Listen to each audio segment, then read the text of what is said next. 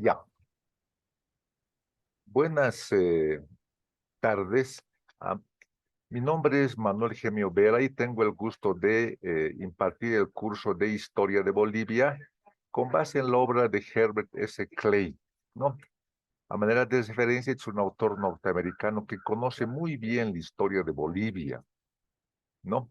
No solamente tiene este libro de Historia de Bolivia, sino también tiene otras obras de Historia de Bolivia. Entonces, eso demuestra nomás de que el autor conoce nuestra realidad. Entonces, el texto realmente es un texto absolutamente verificado, comprobado, interpretado, es decir, y está entre los mejores que tenemos en Bolivia, aparte, por supuesto, de otros también nacionales, ¿de acuerdo?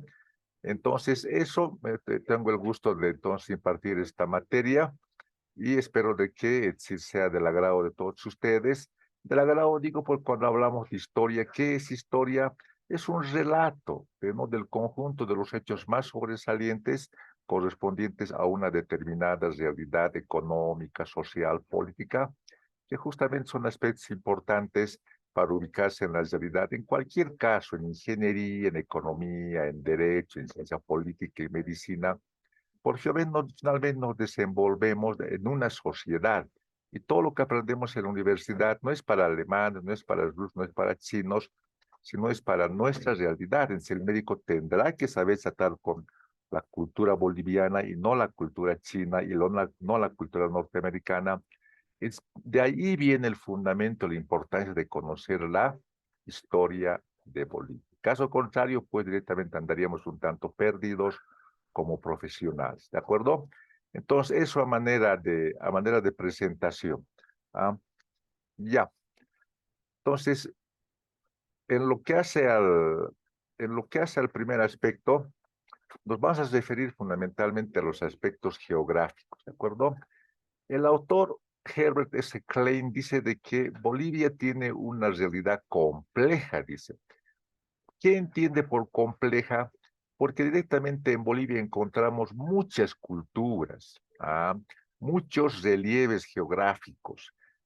Entonces, eso hace de que directamente la historia de Bolivia sea compleja en términos de ubicación de la población y sus experiencias en diversos territorios de diversas altitudes.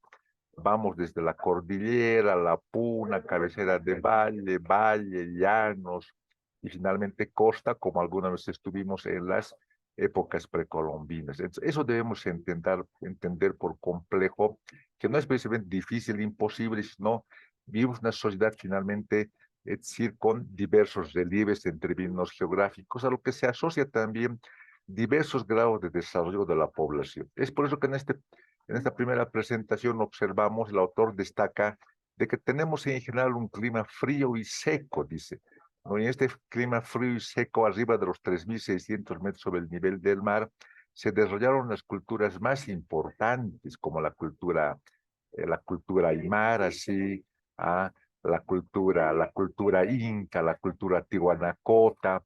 Entonces, eso es lo que no pasaba precisamente en las culturas que se desarrollaron directamente a una menor altura sobre el nivel del mar, es decir, en tierras bajas, donde existió un menor grado de desarrollo, ¿de acuerdo?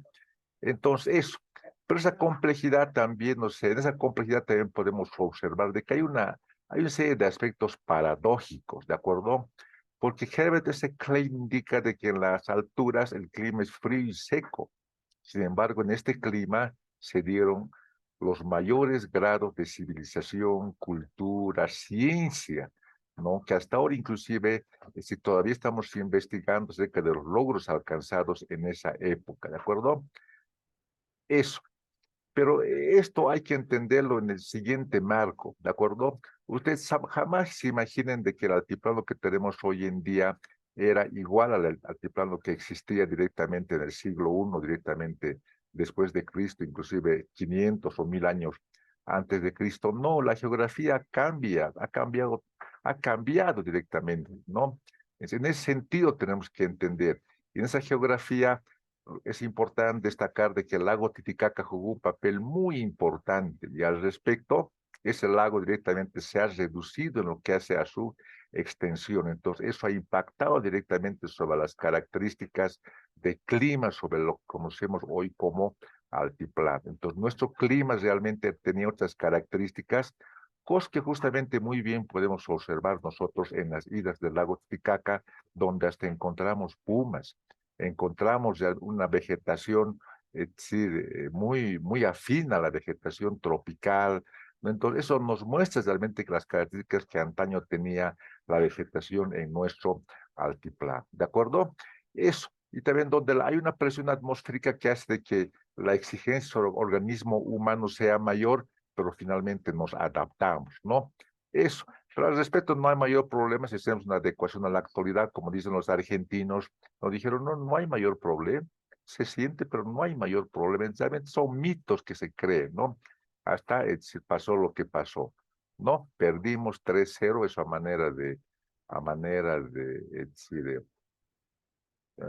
de ilustración, ¿no? Entonces, es problema del sea frío, seco, alto, bajo, tiene una importancia fundamentalmente en términos de la riqueza acumulada antes que grado de desarrollo o rendimiento físico, ¿no? Porque en las tierras bajas, fíjense, habían fundamentalmente cazadores, recolectores. En la civilización no precisamente se ha desarrollado en esos lugares donde se supone que las condiciones geográficas parecerían ser las mejores, pero esto no se ha traducido realmente en el grado de desarrollo objetivamente. Y luego también podemos observar de que nomás en los lugares altos, allí por los 3.600 metros de altura, alrededor de esa altura se desarrolló la minería, que tuvo un impacto importantísimo, especialmente sobre Europa en su época, ¿no? Porque los europeos, los españoles que buscaron aquí, buscaron oro, buscaron plata, esas cosas, ¿no? Esos minerales preciosos justamente para apropiarse, que potenciaron directamente y cambiaron estructuralmente la realidad europea, posibilitando el desarrollo del capitalismo en el viejo continente, ¿no? Y a su vez tenemos una agricultura también muy peculiar, que también impactó sobre Europa, ¿no? En términos de los productos agrícolas originarios que directamente cosechamos acá en América, en las alturas, etcétera, etcétera, aunque es muy relativo, ¿no? Porque por lo que yo estoy observando, no es tanto así, porque la población de Santa Cruz, también de esta manera de ilustración, ya están cultivando la quinoa, dice una quinoa tropicalizada por miles de hectáreas y son los de Santa Cruz los que van a exportar directamente esta quinoa. Entonces, esto ya no será precisamente un monopolio de las áreas directamente con relativa altitud, donde se pensaba que la potencialidad era mayor, etcétera, etcétera. Es más que todo tiene que ver eso con el aplomo del ser humano, ¿no? Entonces, estas cosas de relieve hay que entenderlos en términos relativos. Todo depende fundamentalmente de la tecnología y la organización social, ¿no? Ya. Y después, en lo que hace al segundo aspecto, cuando hablamos de la geografía económica, tenemos que hablar entonces de la riqueza del altiplano, que está sobre los 3.600 metros sobre el nivel del mar, ¿de acuerdo? Y decimos ahí que en esa altitud se desarrolló la domesticación agrícola, ganadera y la producción minera. ¿Por qué decimos domesticación? Porque directamente los primeros grupos humanos domesticaron las plantas, sí. No debemos pensar de que la papa apareció por ahí, la quinoa apareció por ahí, no, de ninguna manera. Aparecieron estos productos, evidentemente, pero, o sea, los grupos humanos lo que hicieron fueron seleccionar las mejores semillas, los mejores productos, y justamente esos los desarrollaron. Eso se denomina domesticación agrícola. Entonces, hay que pensar de que la agricultura no es un problema de plantar o de sembrar, ¿no? Y cosechar, no, no es así. Es un proceso bastante complejo si se trata de obtener una buena producción. Igualmente en términos ganaderos, los mejores productos, ¿no? Las mejores cabezas en lo que hace a llamas, guanacos, etcétera, etcétera. Bueno, y la producción minera también es una actividad, o sea, de alta exigencia, ¿no? La que también existía en las culturas precolombinas, pero destinada fundamentalmente a actividades religiosas, ¿de acuerdo? Eso, entonces vamos a decir de que en términos económicos, estas culturas allí por los 3.600 metros sobre el nivel del mar tenían fundamentalmente características hidráulicas. ¿Qué quiere decir eso? definidas por la agricultura, ¿no? Eso, producciones de volúmenes importantes de bienes agrícolas, pero fundamentalmente en cuanto manejaban muy bien el agua, trasladaban el agua, contenían el agua directamente lo utilizaban en los famosos surcos que hoy conocemos, en las terrazas, en las montañas. Entonces, realmente estas culturas podían hacer florecer el mismo desierto y hasta las cumbres, ¿no? Entonces, realmente eran verdaderos ingenieros en lo que hace al manejo del agua, es por esto se denominan culturas hidráulicas y al respecto a manera de ilustración también hoy en día hemos retrocedido. Si ellos nos miraran en este instante, yo creo que acabarían por volverse a morir, ¿no? A morir y dijera, pero ¿cómo? ¿Cómo? Es decir, hacer sacrificio para la lluvia, si en nuestro caso jamás lo hicimos. Teníamos el agua a disposición todo el tiempo, dominábamos el agua, consolábamos el agua, lo que en el siglo XXI los bolivianos no lo hacen, yo que se volverían a morir de una tremenda sorpresa, ¿no?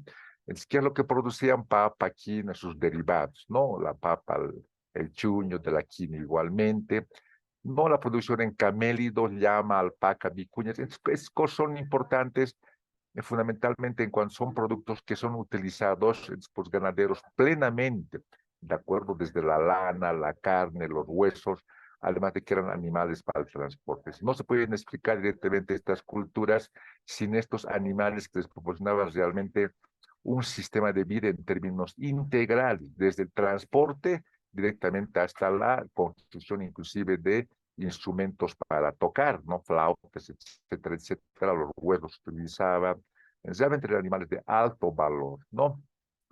Y a su vez son áreas de polimetales, se dice, en cuanto realmente podemos encontrar una diversidad de metales o de minerales directamente en estas áreas, el plomo, la plata, el zinc, el oro, etcétera, etcétera, pero fundamentalmente con un uso religioso. Alguien dirá, pero entonces, ¿cómo intercambiaban?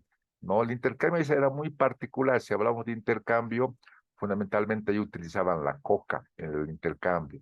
O directamente eran culturas con una organización muy peculiar en cuanto controlaban desde la puna hasta la costa a través de sus colonos, a través de sus ayllus, y la producción directamente fluía, ¿no? De un mismo ayllu desde la costa hasta la puna, al valle, etcétera, y tenían una dieta absolutamente diversificada y completa, no tenían, la cuestión del dinero entonces es un producto social y es un producto fundamentalmente moderno. Entonces, estas culturas se desarrollan fundamentalmente alrededor por el lago Titicaca, por el sur del lago Titicaca, fundamentalmente el desaguadero y el lago Popo. El lago Titicaca realmente es un símbolo en lo que hace el desarrollo de todas las culturas, de los incas, los tihuanacotas, los aymaras, es un símbolo de una importancia histórica y económica. Pero repito, no es el lago que hoy en día conocemos, ese lago tenía una mucho mayor extensión. Los datos indican de que cuando hablamos del altiplano, en este altiplano existían dos grandes mares, ni siquiera lagos, dos grandes mares que contenían realmente, o sea, una superficie en términos de contenidos ahí de agua, o sea, mucho mayores, ¿de acuerdo? Eso debe hacernos pensar de que la producción, sus características tenían características muy especiales. También tenemos los salares de Uyuni y Coipasa que también nos demuestran que el origen de nuestro altiplano tiene que ver justamente con los movimientos en lo que hace a la constitución de la corteza terrestre, que algún momento esa corteza se elevó por el choque de placas tectónicas y lograron aprisionar justamente esas grandes masas de sal, ¿no? De sal, y pues de esa manera se construyen los salares de Uyuni y Coipasa, que es una fuente justamente hoy en día de lo que todo el mundo está imaginando, el litio, es la energía del futuro, y también se dice de que Bolivia tiene, es una de las reservas más importantes en lo que hace al litio.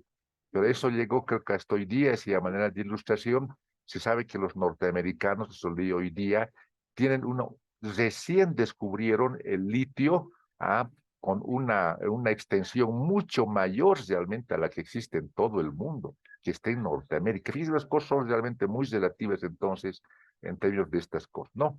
Entonces, el lago Titicaca, los salares, hay que entenderlos en ese sentido geográfico, hay que entenderlos en sus orígenes, precisamente para poder comprenderlos, y para conocer realmente la historia de una manera fluida, ¿de acuerdo? Ya. Y luego en lo que hace a otro aspecto, vamos a referirnos a la geografía económica del resto del país, ¿no? Nos referimos fundamentalmente a las tierras bajas, donde la población finalmente se reducía, decimos, un tercio de la población está en las tierras bajas, muy poca población, que son fundamentalmente sociedades primarias.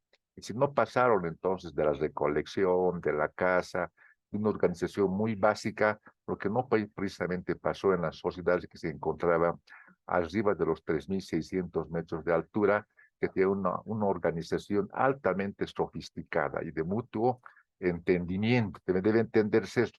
Mutuo entendimiento que sí que vivían en paz, en tranquilidad. No, una organización absolutamente adecuada, de tal manera que las cosas marchaban con leyes también absolutamente drásticas y hacían de que realmente, es decir, en las tierras altas la producción estaba directamente garantizada. Lo que no pasa en las tierras bajas, donde tenemos los yungas, Norisu yungas, la de Caja, Muñicas, Inquisive.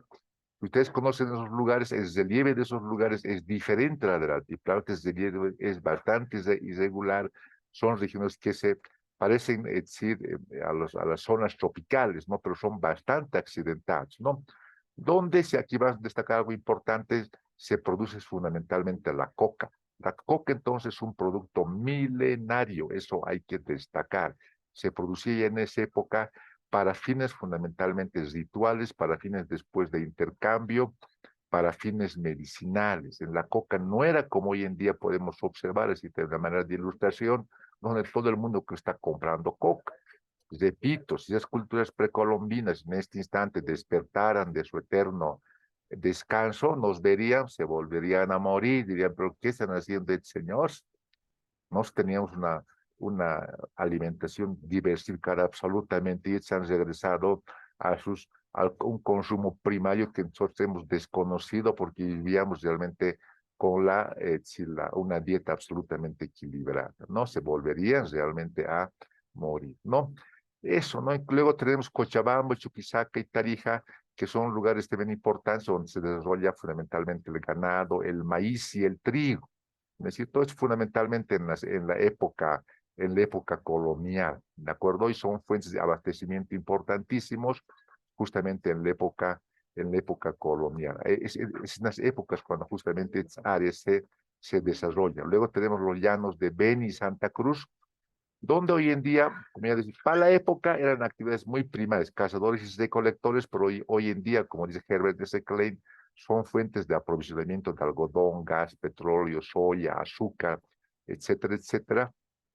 Entonces son actividades estas modernas que Herbert S. Klein hace notar y también hace notar la presencia de mojos en Beni chiquitos en Santa Cruz, que justamente son grupos selvícolas, son grupos primarios que se presentaban en ese lugar, ¿no? Ya.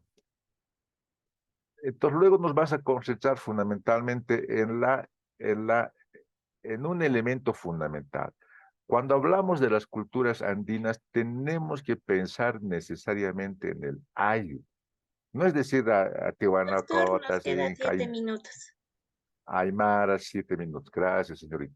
No, tenemos que pensar fundamentalmente en el ayu. Es la base de las culturas andinas, ¿de acuerdo?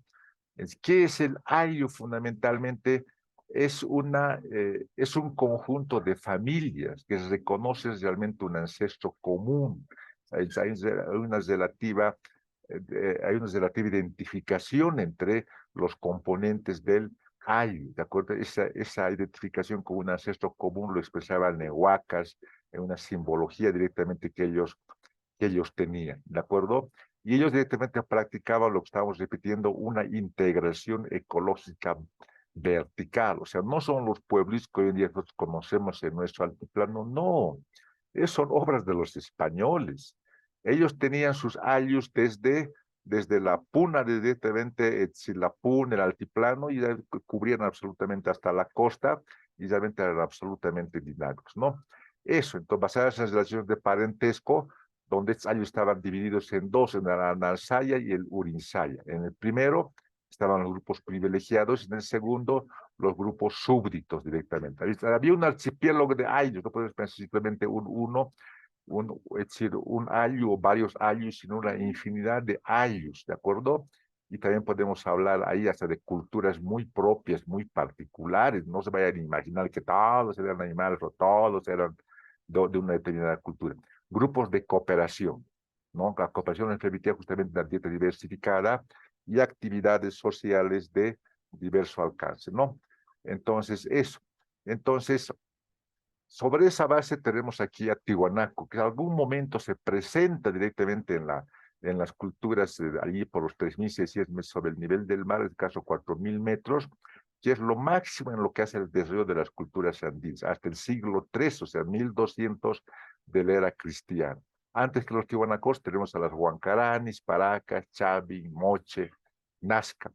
Alguien dirá, ¿y por qué Tiwanaku? Porque en algún momento pues, algún ayllu se potenció, obtuvieron el excedente y tuvieron capacidad como para poder constituirse en un imperio, que fundamentalmente es un sistema religioso. ¿Por qué? Porque no tiene fortificaciones, se expande con base a una cultura realmente religiosa que agrupan a las diversas naciones y logran constituir un gran imperio, con base en la ciencia y la tecnología. No se debe confundir, por favor, su religión no es la que como tenemos hoy en día, es toda una concepción filosófica sobre la vida que les permitía agrupar a toda la población y sobre esa manera construir una gran sociedad sobre la base de la ingeniería hidráulica que se expresa fundamentalmente en sus monumentales construcciones que hasta hoy en día los podemos observar en Tiwanaku, en sus templos semisubterráneos, en los monolitos, etcétera. Son cosas monumentales que hasta hoy en día nos preguntamos de dónde salieron esas obras. Mucho cuidado. Entonces, de esa manera hemos concluido esta primera parte con respecto a las culturas precolombinas. Les agradezco mucho.